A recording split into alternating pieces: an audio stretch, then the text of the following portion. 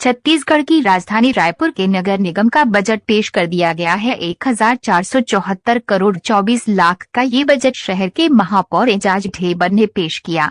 साल 2022-23 के वित्तीय वर्ष का ये बजट करीब 90,74,000 घाटे का है। यहाँ भी बजट पेश करने महापौर गोबर से बना ब्रीफकेस लेकर नगर निगम पहुंचे थे। इस बजट को लेकर महापौर एजाज ढेबर ने कहा कि इसमें सभी वर्गों का ध्यान रखा गया है। स्वास्थ्य और शिक्षा जैसी सुविधाओं को लेकर इस बजट में खास ध्यान दिया गया है, जिसकी मांग शहर की जनता कर रही थी। यह मिलेंगी सुविधाएं। 1. रायपुर नगर निगम के 10 जोन इलाकों में नई 10 एम्बुलेंस होगी, जो उस इलाके के लोगों के स्वास्थ्य सुविधाओं में मदद करेंगी। 2. रायपुर नगर निगम के 10 जोन इलाकों में डीप फ्रीजर रखा जाएगा। मोहल्लों में यदि किसी व्यक्ति की मौत हो जाए तो शव के लिए फ्रीजर की सुविधा दी जाएगी। 3. गरीब तबके के लोगों के लिए रायपुर शहर के हर मुक्तिधाम में दाह संस्कार के लिए गोबर से बनी गौकाष्ठ उपलब्ध कराई जाएगी। 4. रायपुर के भाटा गांव इलाके में निर्धन परिवार के बच्चों के लिए बिन्नी भाई सोनकर उत्कृष्ट विद्यालय के नाम से अंग्रेजी स्कूल शुरू किया जाएगा। 5. लोगों की घरेलू जरूरतों के लिए भी नगर निगम काम करेगा। लोगों को carpenter, plumber, TV repair, fridge repair, cooler mechanic जैसी सुविधाएं एक मोबाइल ऐप और वेबसाइट के जरिए दी जाएगी। स्थानीय युवकों को काम भी मिलेगा। 6. रायपुर शहर में 80 मोहल्ला क्लिनिक की स्थापना की जाएगी।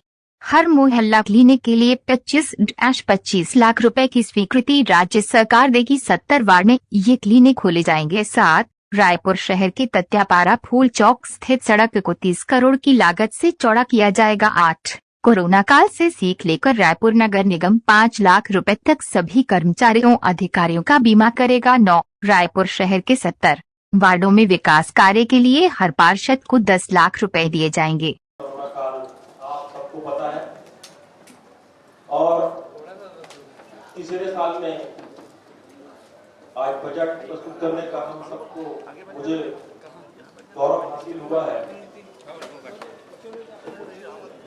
आदरणीय सभापति महोदय जी, बजट भाषण नगर पालिका निगम रायपुर की वर्तमान परिषद के सभी साथीगण, सभी का इस बजट पर मैं स्वागत करता हूं और अभिनंदन करता हूं।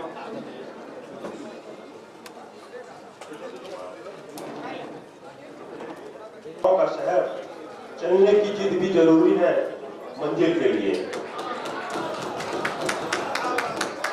जन सामान्य की सेवा में सदैव समर्पित छत्तीसगढ़ की स्वतंत्रता मुख्यमंत्री श्री भूपेश बघेल जी, माननीय श्री कुमार डहरिया जी, प्रभारी मंत्री श्री प्रवीण चौबे जी, माननीय श्री सांसद सुनील सोनी जी, माननीय श्री सांसद छाया वर्मा जी, सचिव माननीय विधायक विकास उपाध्याय जी, छत्तीसगढ़ गण निर्माण बोर्ड के अध्यक्ष श्री पुनिया जी, श्री मोहन अग्रवाल जी, श्री सत्यनारायण शर्मा जी, यहाँ के आयुक्त आदरणीय प्रभात मलिक जी, नेता प्रतिपक्ष आदरणीय मीना चौबे जी सहित सभी एमआईसी सदस्य एवं एल्डर सभी सम्मानित पार्षदगण नगर निगम का स्वागत करता हूँ।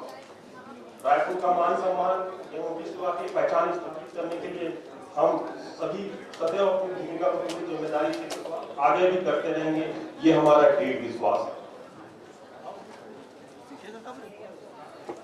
मेरे शहर की असली उड़ान बाकी है, मेरे शहर की असली उड़ान बाकी है, अभी छोटे बड़े कई इम्तिहान बाकी है, अभी तो बदली है मुट्ठी भर जमीन, रंग भरने के लिए पूरा आसमान बाकी है।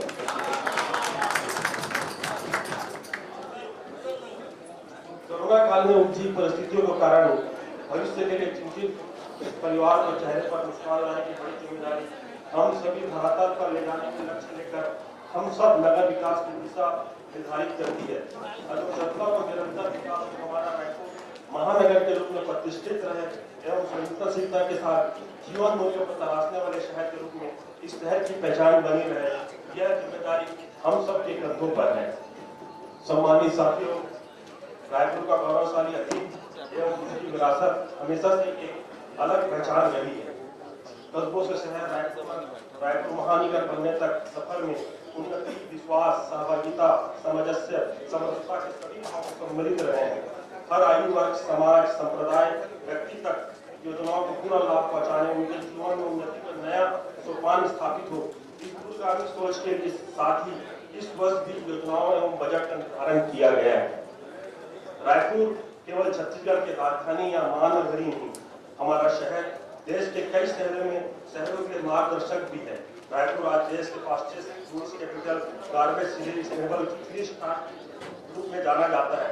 स्वच्छता सुरक्षा 2021 में देश के सर्वोत्तम 6 शहरों में रायपुर के शहर सुधार रायपुर पूरा देश का ध्यान आकर्षित किया है। यहाँ के नवाचार एक मॉडल के तौर पर सराहे जाते हैं। रायपुर में निर्मित अधोसंरचनाएं शहर उन बनाने में आकर्षित करती है। निवास योग्य उत्कृष्ट शहरों की श्रेणी में होने के कारण विभिन्न राज्यों के लोग यहाँ अपना अस्थायी आशियाना बना रहे हैं। विगत वर्षों के दौरान कोरोना के विरुद्ध महासंग्राम में जिस एकजुटता पूरा शहर इस आपदा का सामना कर स्वयं को स्थापित किया है, वह रायपुर की ऊर्जा, संसाधन एवं दूरगामी सोच एवं नागरिकों को आत्मबल को पहचान कराती है। यह जज्बा रहे तो हर मुश्किल का हल निकालेंगे। यह जज्बा रहा तो हर मुश्किल का हल निकालेंगे। जमीनी मंजर खुद तो क्या, यहाँ से भी चल निकालेंगे। ना हो मायूस ना अंधेरे में घबरा, इन्हीं रातों के दामन से हम सुनहरा कल निकालेंगे। सेवा में जुटे नगर निगम के सभी सम्मानित 70 पार्षद और केंद्र व राज्य सरकार, स्थानीय सांसद, विधायक एवं अन्य जनप्रतिनिधियों के साथ मिलकर हर व्यक्ति जीवन की सुरक्षा व स्वास्थ्य सेवा में कोई कमी न होने की जीवन मूल्यों के साथ उनकी सेवा भावना को प्रदर्शित करता है। इस विषम परिस्थिति में अद्भुत सेवाओं के लिए रायपुर नगर निगम के साफ सफाई कर्मचारियों सेवाओं को मैं नमन करता हूँ, जिन्होंने कड़ी मेहनत कर अपना अमूल्य योगदान दिया। तत्कालीन नगर निगम कमिश्नर और वर्तमान कलेक्टर श्री सौरभ कुमार जी, नगर निगम कमिश्नर श्री प्रभात मलिक जी, सभी जोन कमिश्नर, उनकी पूरी टीम, मैं रायपुर की जनता को उनका आभार व्यक्त करता हूँ। उन्होंने निर्भीकता से हर विपरीत परिस्थितियों में दिन रात एक कर अपनी जिम्मेदारी का निर्वाह कर नगर पालिका निगम की सेवा व स्वास्थ्य सुविधाओं का घर तक पहुंचाने में अपना अभूतपूर्व योगदान दिया। इस दौर में राज्य शासन, जिला प्रशासन, रायपुर स्मार्ट सिटी लिमिटेड, स्वास्थ्य एवं चिकित्सा सहित अन्य विभाग के साथ शहरों में सामाजिक स्वयंसेवी संगठनों ने जिस सेवा भक्ति से आम लोगों की सेवा की है, उसकी सराहना देश के हर बड़े मंचों पर और करते हुए वोट के लिए दल द्वारा निःशुल्क स्वास्थ्य परामर्श, जांच, उपचार, दवाइयां उपलब्ध कराने के साथ ही स्लम क्षेत्र में रहने वाली महिलाओं के निःशुल्क ANC/PNC की जांच महत्वपूर्ण सुविधा दी जा रही है। बस्तियों में रोस्टरवार सुविधा परीक्षण कैंप की गंभीर बीमारियों का पहचान कर मरीजों को जिला चिकित्सा एवं उच्च स्वास्थ्य केंद्रों में लेकर इस मोबाइल मेडिकल टीम द्वारा किया जाता है। चलित चिकित्सा सेवा के जरिए निर्धन परिवार की सेवा में जुटे रायपुर नगर निगम द्वारा महिला एवं किशोरों के स्वास्थ्य परीक्षण के विषय में व्यवस्था करते हुए दाई दीदी मेडिकल चलित इकाइयों का संचालन किया जा रहा है। इस मोबाइल यूनिट टीम में महिला स्टाफ नियुक्त किया तथा इस यूनिट में सिर्फ महिलाओं को उपचार की विशेष सुविधा उपलब्ध कराई गई। मुख्यमंत्री शहरी स्लम स्वास्थ्य योजना के तहत रायपुर में उपलब्ध कराई जा रही चलित स्वास्थ्य सेवा योजना में निर्धन परिवारों को सीधा लाभ मिल रहा है। नगर निगम क्षेत्र में अब तक के 5277 कैंप आयोजित कर 3,44,700 मरीजों का उपचार किया गया। इसके अलावा 70,425 मरीजों को लैब टेस्ट तथा 3,09,347 मरीजों को दवा वितरित की गई है। कैंप के तहत निर्धन परिवारों को इन मरीजों को लगभग 70 लाख रुपए की दवाएं निःशुल्क वितरित की गई है। इस योजना में सफल नगर प्रशासन विभाग, महिला एवं बाल विकास, श्रम विभाग सहित सभी सम्मानित विधायक जनप्रतिनिधियों का सहयोग प्राप्त हो रहा है। इसी कड़ी में तीसरा है Shri Dhanvantari genetic medical store.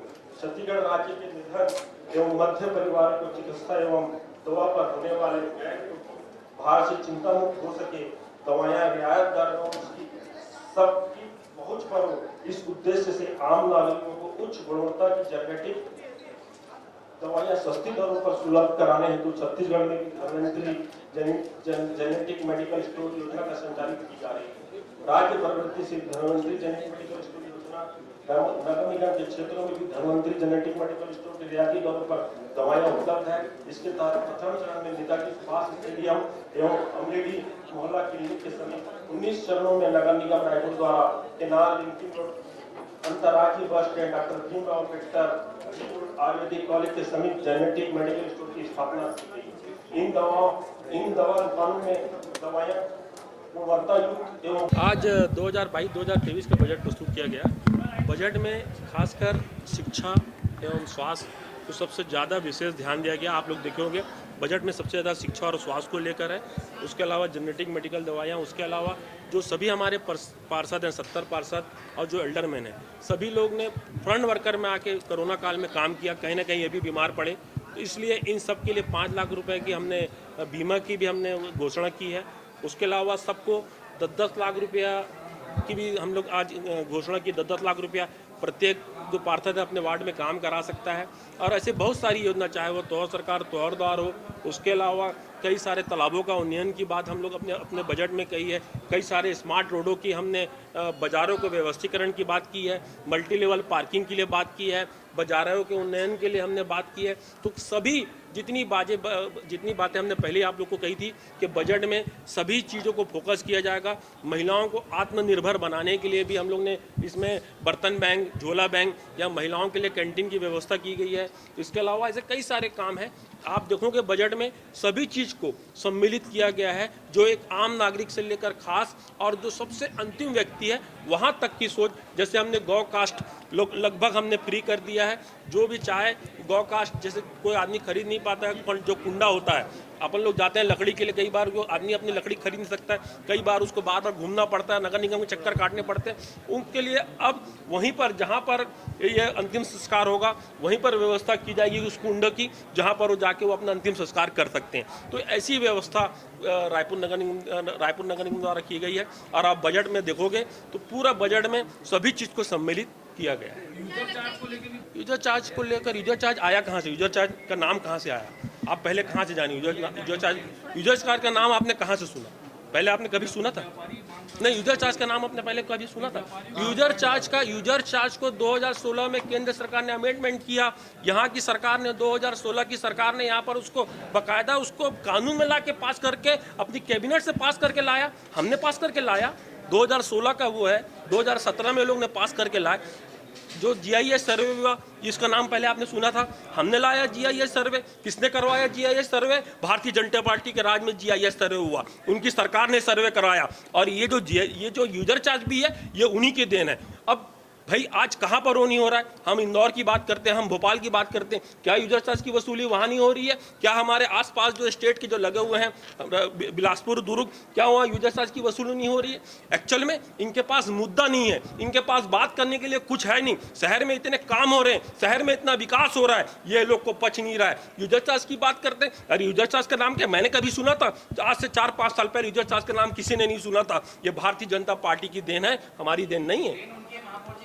राहत देंगे क्या? जिस तरह से गोल बाजार के व्यापारी कर रहे हैं, कुछ राहत आप लोग की ओर से? नहीं, देखिए, हमने चाहे गोल बाजार के व्यापारियों की बात करें, हमने अभी तक के किसी को भी, हमारे पास लोगों ने ऑफर लेकर आए, हमने लोगों से अभी अपना बोला कि आपके पास क्या क्या आप अपनी लिखित में दो। अभी तक हमने अपना निर्णय नहीं दिया कि उसमें हम क्या करेंगे। चाहे हम गोल बाजार की बात करें, चाहे हम यूजर चार्ज की बात करें। यूजर चार्ज ये वित्तीय वर्ष में तो निकल गया, ये वित्तीय वर्ष जा चुका। आने वाले साल में बैठ कर निर्णय लेंगे उसमें क्या कर सकते हैं।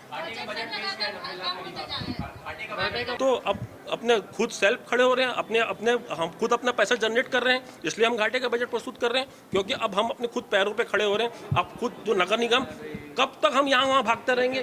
कब तक हम इससे उससे मांगते रहेंगे? अब हम खुद अपना व्यवस्था कर रहे हैं और पैसा हम खुद ला के यहाँ ला के रायपुर नगर निगम को संचालित करेंगे।